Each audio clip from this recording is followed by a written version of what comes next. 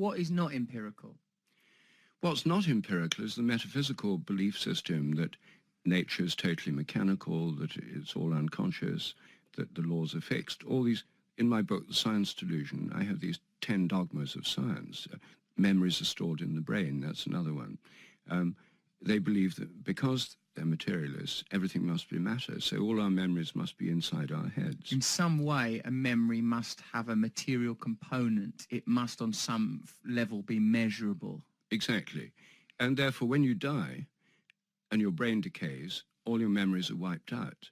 So every religion that believes in reincarnation or an afterlife or purgatory or whatever. Any form of transmigration. Any form of transmigration, any kind of ancestor connections or anything like that must be rubbish, because memories in the brain is impossible for any aspect of them to survive. It seems to me the rational conclusion of rationalism is that we are individuals, there is no meaning, therefore consume. Yes, and that's why the word materialism has two meanings. In science and philosophy, it means this worldview I've been talking about and we've been discussing. In ordinary everyday language, it means people who go to shopping malls all the time and are constantly consuming things. That connection is telling, don't you think? I think so, yes, very much so. I think that it's not a coincidence we use the same word for both. Can we talk a bit about psychedelics and you taking psychedelics? I don't want to talk too much about it since most of them are still illegal, but...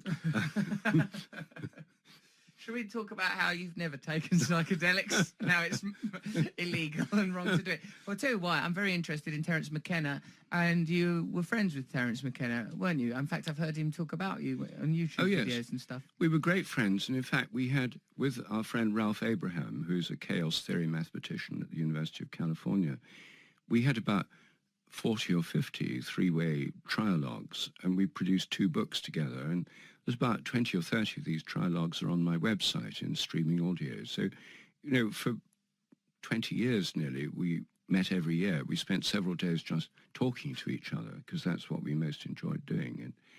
And one of the things we were interested in was indeed psychedelics, and one is, Terence had many interests. Psychedelics is what he's best known for, but he had an extraordinarily wide-ranging mind, and he was also incredibly funny.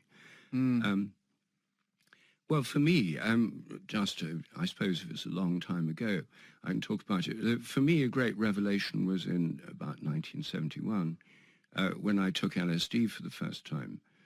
And everything I'd been taught about the nature of minds, you know, I studied this stuff at Cambridge as an undergraduate, you know, nerve impulses, neurotransmitters, hormones affecting secondary sexual characteristics, all that kind of thing. Suddenly, in the immediacy and incredible power of this visionary experience, I just felt something very, very important had just been left out from this worldview. So for me, it really was what the term means. Psychedelic means psyche revealing, mind revealing. It revealed whole realms of mind that I had no experience of before and no one had told me about. And opened up an interest in the nature of consciousness. So for me, it was a transformative experience. What did you